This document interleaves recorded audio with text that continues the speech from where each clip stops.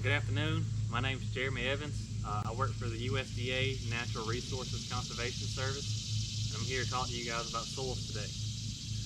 So the first thing about soils, where do they come from? Does anybody know? So just like you and I have parents, soils have a parent material as well. And does anybody know what that parent material is? So if we dug way deep down into the ground until we couldn't dig anymore, and we hit what we hit that was solid that we couldn't get through with a shovel or a hoe or anything like that to help us dig. We hit rock, called bedrock, and so that is that soil's parent material. And so how does that rock turn from a rock into soil particles? Over time they get broken down by things such as mechanical weathering and chemical weathering. Some examples of chemical weathering would be something like acid rain that you hear about sometimes and learn about in environmental science class. That's probably the most commonly occurring one if you know anywhere that it does occur at. Some mechanical weathering would be something such as taking a hammer and hitting a rock and making it break apart. So when you take that hammer and you smash that rock, it breaks into smaller pieces, right? So the same thing applies to mechanical weathering on rocks to create soil. There's also a place that you guys may be familiar with called Dusty Divot that used to exist in Fortnite a long time ago. And that came from a meteorite hitting and landing in the middle of the map of that game. And so it created this big divot in the middle of the map, right? So that's one way that some rocks were broken apart millions and millions of years ago. Some other examples of mechanical weathering would be like when you go fishing and you find a very smooth rock on the bank. That happens when the currents of that pond or that stream have caused that rock to tumble so much they've worn it down and smoothed it out. So those are some of your very common forms of mechanical weathering, even though some don't happen like they used to. So once we've broken down those rocks, they need to transform sometimes into what we call our soil. And there are 3 different types of soil sizes. Does anybody know what they are? So we've got sand, silt, and clay. Now, does anybody know which one is the biggest? So our biggest would be sand, which will be represented by this kickball we've got here. Because it's pretty, sand's, in terms of size of the particles, it's pretty big and you can see one individual piece of it. The next biggest piece, or in the middle, would be silt, S-I-L-T, not to be confused with spider silk or the material for clothing, silk. Silt is very smooth and fine, feels kind of like baby powder a little bit. It's kind of dusty feeling too. And the smallest would be clay. You can't really see one individual grain of clay unless you have a very powerful microscope. And that's what we use to see clay sometimes. When you see clay on the ground, it's because there are thousands and millions of little pieces of clay stuck together that allow us to be able to see it. So now that we have our 3 different types of soil particles, we've got the different textures of soil, which of course are sand, silt, and clay textures. But we can also have combinations of all 3, or just of 2. We can have a sandy clay or a clayey sand, and different types of combinations. When you have a mixture of evenly distributed of all 3, it's called a loam. And that's a very good soil to grow things in. So now that we know that about soil, is soil living or do things live in the soil? Well, things live in the soil. Soil itself is not living. So some examples of things that live in the soil would be what? We have earthworms, we have ants, we have even larger critters like snakes, rabbits, crawdads, even crabs on the beach live in the sand sometimes. So those are all critters that live in the soil and create pore space in it too. Those pores can be micropores, the really small pores, and macropores are really big pores that you can see with your naked eye.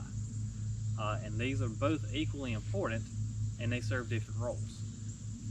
Our macropores, of course, hold air and water in it that's more easily accessible for our plants to use to grow with their roots. And the micropores kind of act as a reservoir and store that water and air in times that they need it.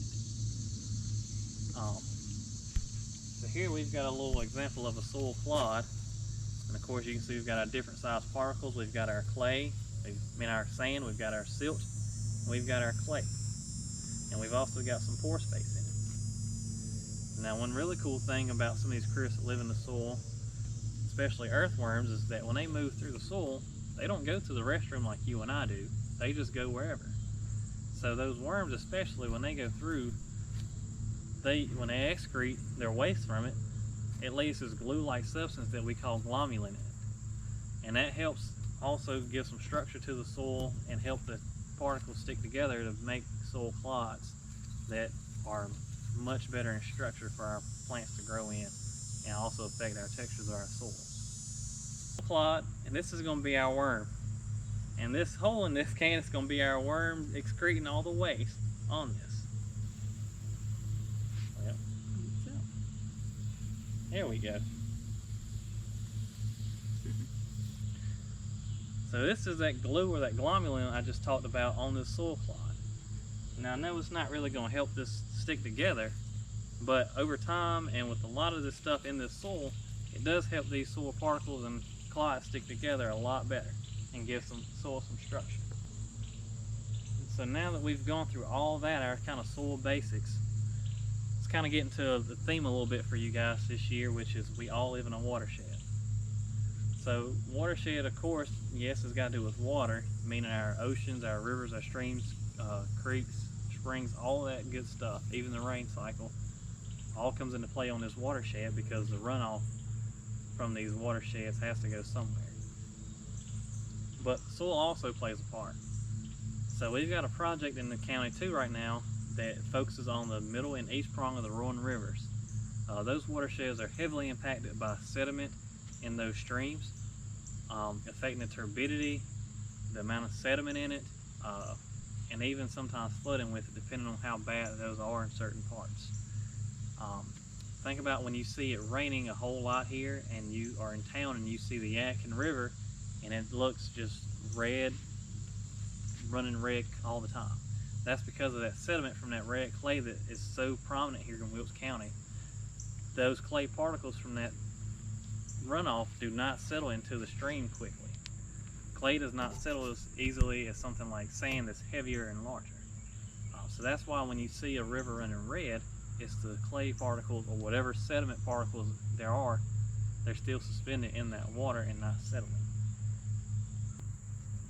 A good way to kind of visualize or picture how these pores come into play and affect the soil clod, think about your home. You know, your home has, of course, a living room, a kitchen, your bedroom, your bathroom, all rooms that are different sizes. Some are bigger, some are smaller. Your bathroom might be a little smaller than the living room or your bedroom, and the closet in your bedroom may be smaller than your bedroom. It should, more than likely, is smaller. So imagine you're just a little earthworm at home, and all of a sudden you just feel something shaking, and it's a bulldozer coming and bulldozing your home. Now what just happened to all those rooms in your house? They just all got smaller or basically non-existent at this point, and you're just one open soil clod conduit. Now when that happens with a tiller, when your grandparents or whoever's out tilling in a garden, those micropores and macropores we had, guess what just happened to them? They just got smaller. So our micropores are even smaller and have less availability of water and moisture in them compared to before, and our macropores are smaller and may not even be macropores anymore at all. And that can affect the amount of water and air that plants have available in that soil clod. Now in agricultural terms, we use soil to grow things in, of course. So what are some common practices that we do with our soil when we're growing things? One thing that we see a lot of here, especially for tobacco, would be plowing it first. Now who thinks plowing is good? What if I told you that it's not good? Because over time, plowing it creates this hard, impermeable layer for roots and the water to get through in the lower levels of that soil. So we plow and it makes it easier for us to plant things up top with, yes, but what'll happen with our plant roots is they'll go down till they can't go through it and they just start to spread out and kind of go at a right angle almost. And that's not good because you want your roots to be deeper so they can have, that plant isn't as uprooted as easily and that it can get more nutrients and water from deeper down that soil. Now an alternative to tilling would be doing no-till.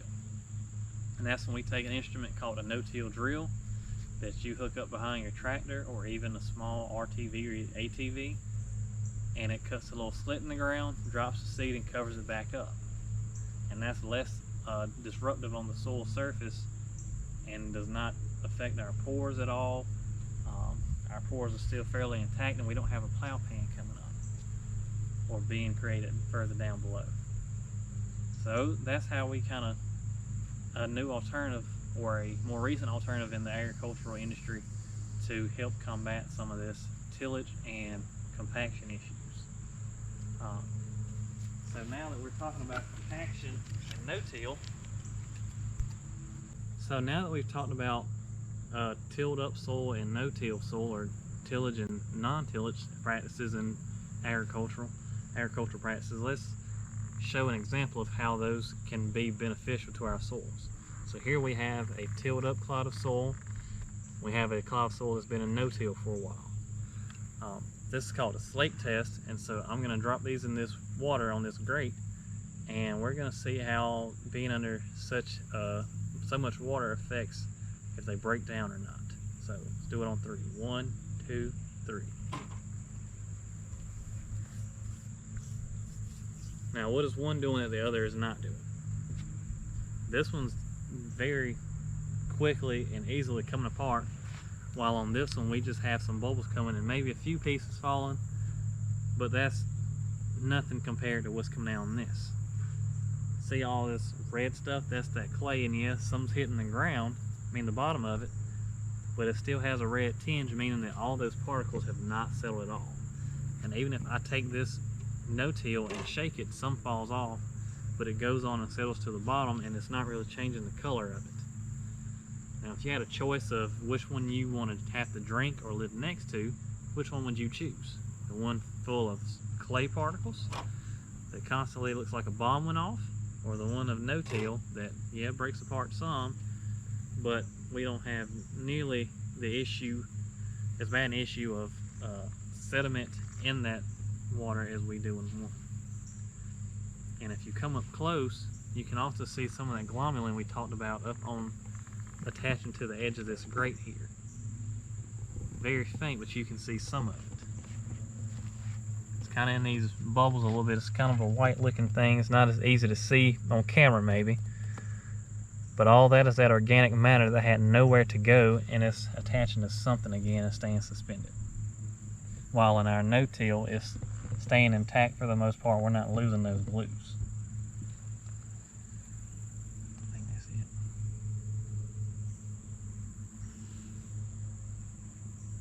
For joining me today, and I hope you guys learned something new.